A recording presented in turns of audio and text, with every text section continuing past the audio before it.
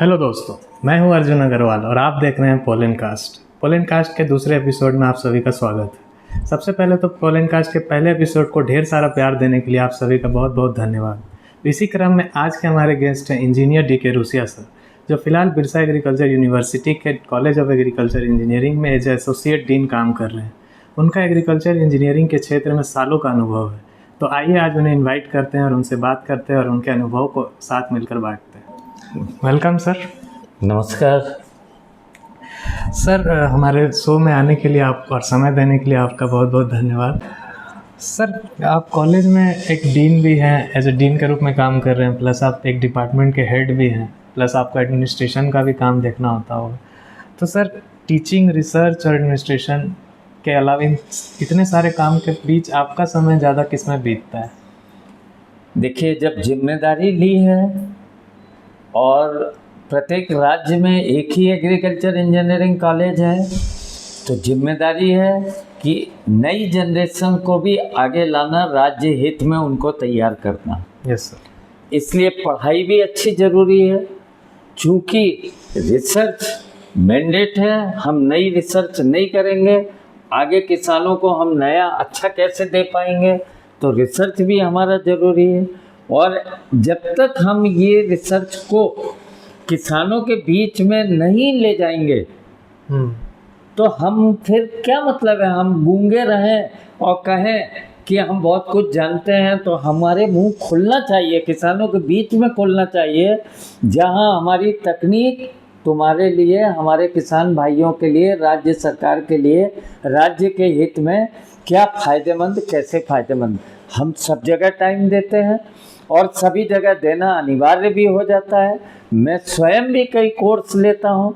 Yes. और आपने एक ही सवाल किया कि एज ए हेड सारे डिपार्टमेंट की ज़रूरतों को देखना पड़ता है।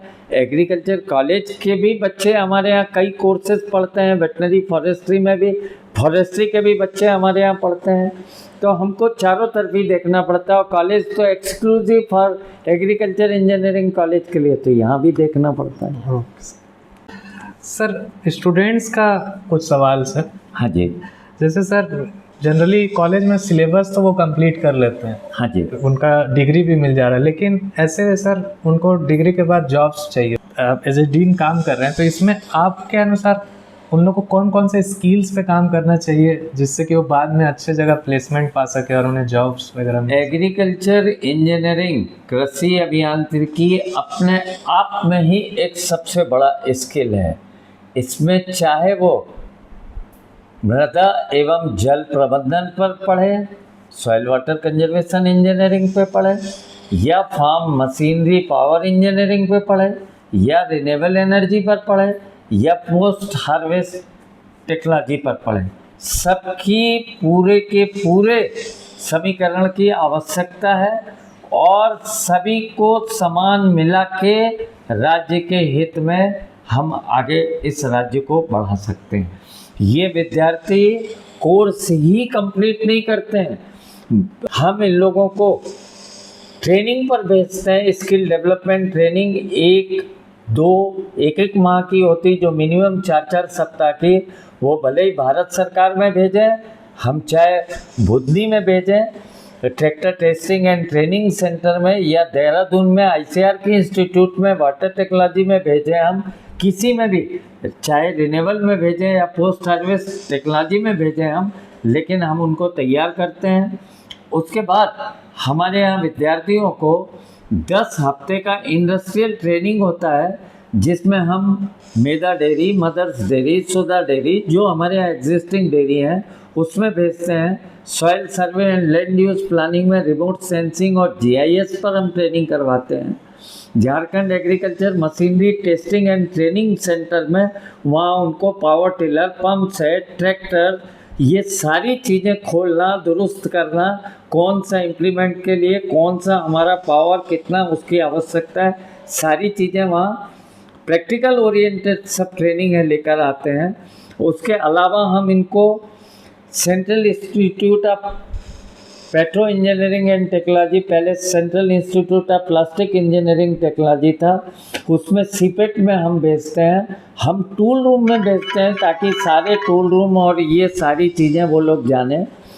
ये सारी चीज़ें सीखने के बाद वो अपने आप को इतना परफेक्ट करते हैं कि सॉइल कंजर्वेशन के क्षेत्र में जाना चाहें या राज्य की मशीनरी में जाना चाहें।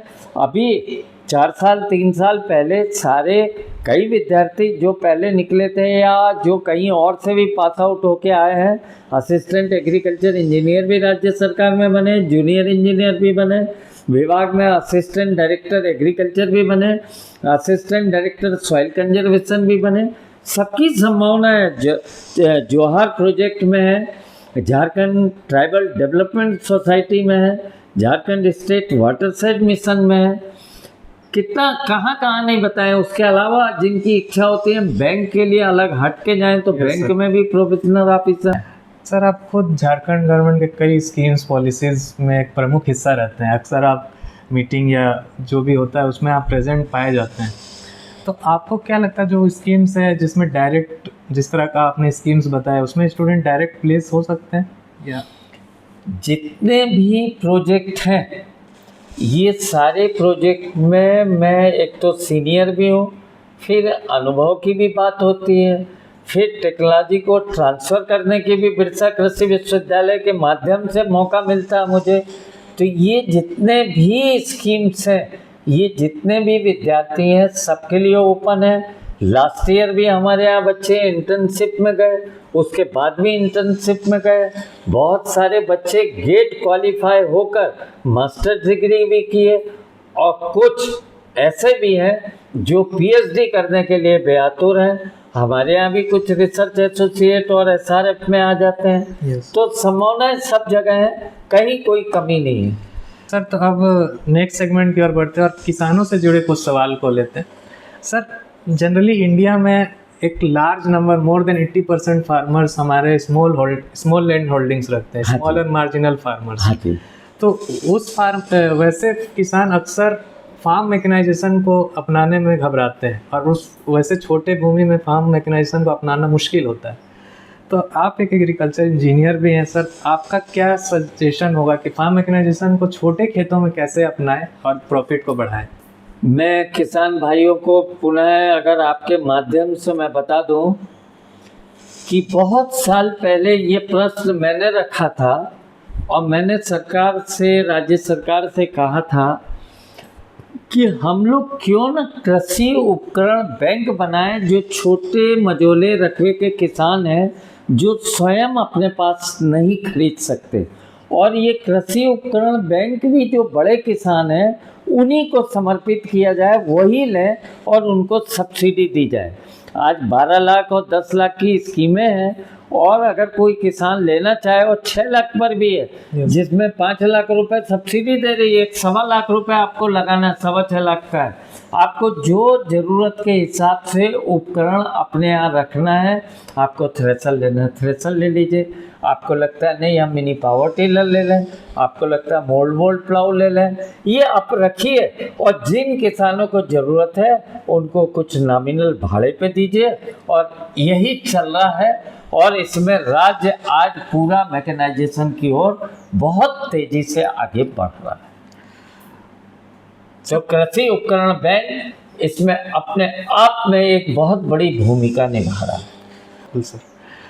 सर, झारखंड में जितने लोग खेती कर रहे हैं, कोई भी किसान जो खेती कर रहा है अपने खेत में, आप उन्हें क्या सलाह देंगे कि कौन कौन से ऐसे बेसिक एग्रीकल्चर के इंस्ट्रूमेंट है फार्म मैकेनाइजेशन के जो उन्हें ज़रूर यूज करना चाहिए जिससे कि उनका खेत में ज़्यादा से ज़्यादा उपज प्राप्त हो और वो ज़्यादा लाभ कमा सके? मैं किसान भाइयों को आपके माध्यम से बता दूं कि जो कल्टीवेटर का भी हम जुताई के समय प्रयोग कर रहे हैं, ये प्राइमरी खेत की पहली जुताई के लिए नहीं है।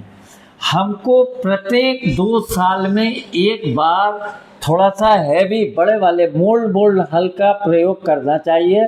ये भी राज्य सरकार की स्टेट मैकेनाइजेशन स्कीम में आपको सब्सिडी पर उपलब्ध है, आप लीजिए और 12 से 15 इंच के नीचे की भी मिट्टी को ऊपर निकाल के ले आइए ताकि जो मिट्टी के अंदर सॉइल बॉर्न डिजीज है, या किसी अंडे उसमें जम गए हैं, नीचे कीड़े मकोड़े का डेवलप हो रहा है, और इसको गर्मा जुताई के समय अगर आप प्रयोग करेंगे तो गर्मी पाके खरपतवार की जो गहरी जड़ें अंदर तक घुसी हुई हैं और जो बाद में पौधा को निकलने के साथ साथ वो बढ़ती हैं और फिर हमको हटाने में जो खर्च होता है, ये मोल्ड बोल्ड प्लाऊ के माध्यम से आप इस मिट्टी को अप डाउन कर सकते हैं। और एक प्रकार से सॉइल सोलराइजेशन नेचुरल धूप में मई और जून के महीने में हो जाएगा आपका। इसके बाद आप कल्टीवेटर चला दीजिए और सारे ढेले को ब्रेक करके, और देखिए आपकी फसल में इजाफा 15 से 20% का इजाफा अपने आप हो जाएगा। और मॉइस्चर जो बरसात का पानी है वो ज़मीन के अंदर तेज़ी से जाएगा, क्योंकि हम कल्टीवेटर से 5 से 6 इंच से ज़्यादा 7 इंच के नीचे नहीं जोत पाते हैं, और नीचे हार्ड ज़मीन होने के कारण रूट धीरे धीरे नीचे जाती है। और जब मोल्ड बोल्ड प्लाऊ हमारा 15 इंच 12-15 इंच नीचे तक जाएगा तो जड़ तेज़ी से नीचे जाएगी और नमी हमेशा बनी रहेगी। 2-4 दिन का ड्राई स्पेल मतलब सूखा का भी समय आएगा तो कोई नुकसान नहीं होगा आपके पौधों को, और पौधे की ग्रोथ में पौधे में वृद्धि होती रहेगी। दूसरा चीज़, सीधे रोटावेटर ना चलाएं। रोटावेटर अगर चलाना है तो पहले मोल्ड बोल्ड चलाएं, उसके बाद कल्टीवेटर चलाएं, और कल्टीवेटर चलाने के बाद जब ढेले निकल जाएं उसके बाद आप रोटावेटर से अपनी 4 इंच की मिट्टी को पूरा एकदम प्लेन कर लें, क्योंकि आपको प्रत्येक बीज को एक निश्चित गहराई तक बुआई कर दी है। आपको पौधा से पौधा की दूरी, कतार से कतार की दूरी, फिर आपको जब कोई आप उसमें पानी देंगे मान लीजिए तो आपको नाली बनाना है तो नाली बनाने में सुविधा, आपको पानी निकालना है ड्रेन आउट करना है तो वो सुविधा, आपको कोई स्प्रे करना है किसी भी प्रकार का कोई दवा छिड़कनी या कोई भी चीज़ कतार में छिड़केंगे। जब पौधे की ग्रोथ होगी सबकी बराबर होगी। एक भी पौधे में अगर किसी प्रकार की बीमारी लगेगी वो आपको पूरी हर कतार में दूर से हर लाइन में दिखेगी, आप निकाल के उखाड़ के फेंक दीजिए। जब पौधे में आपको फल तोड़ना है या उसकी कटाई करना है, सीधी कटाई होगी, फल तोड़ना है आराम से तोड़ेंगे।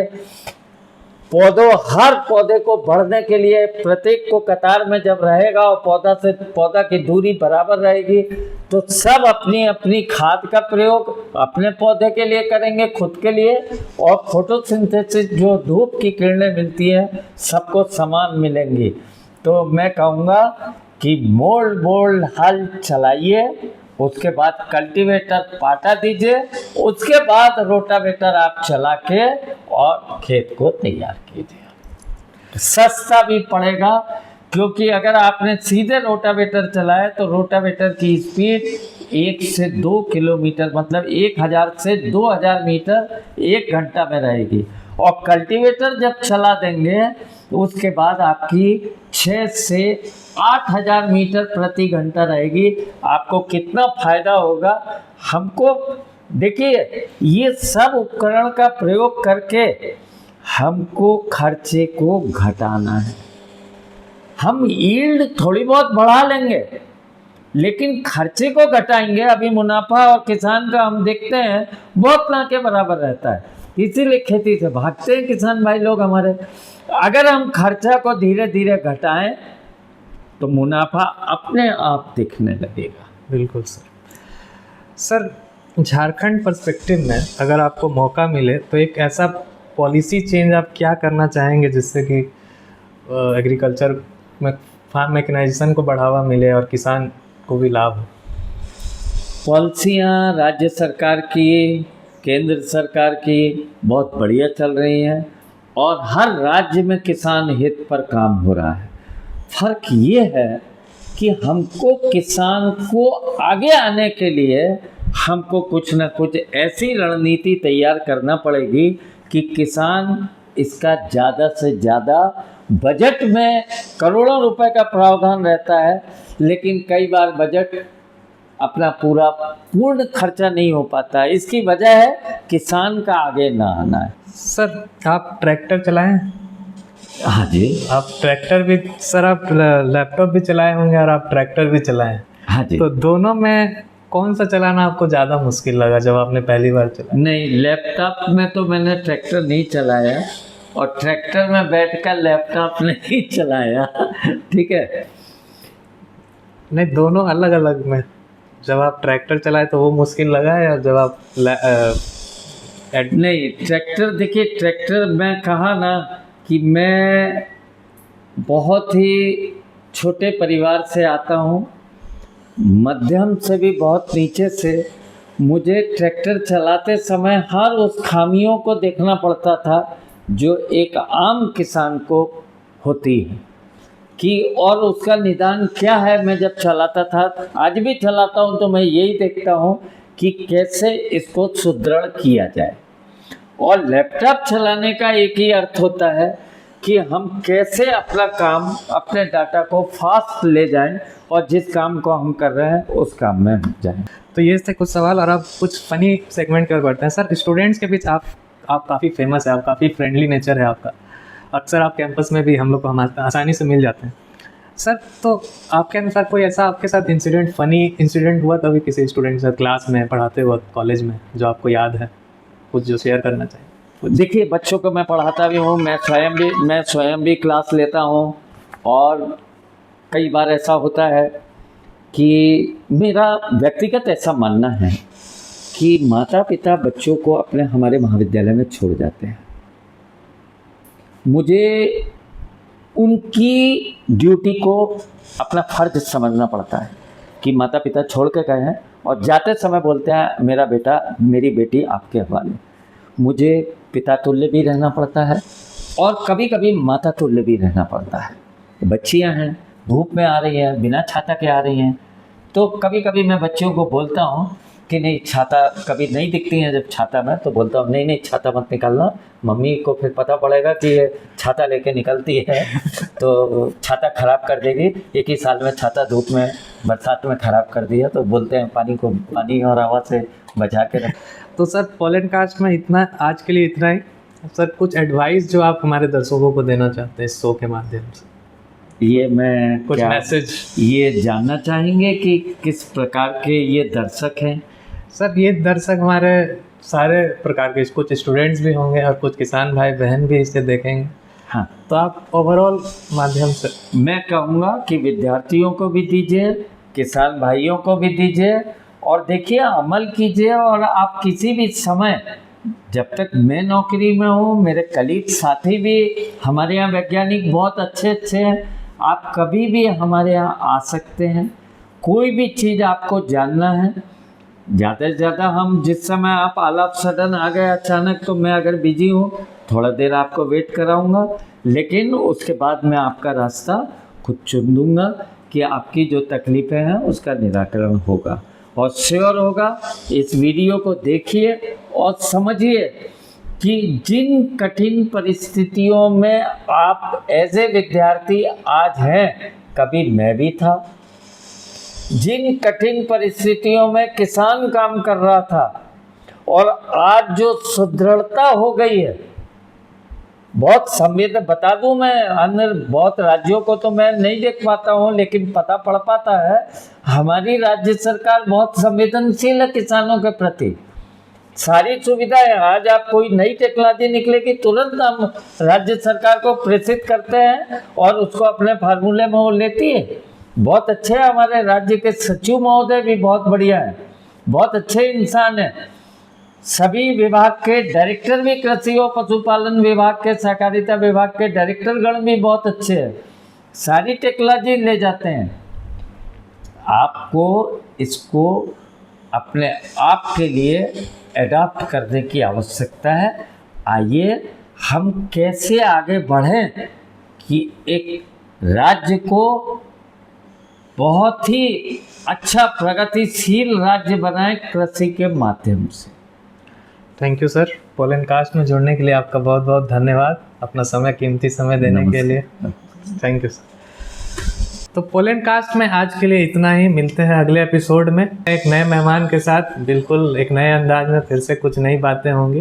तो आप सबका बहुत बहुत धन्यवाद। And if you like the video, please hit the like button and subscribe to the channel. Thank you.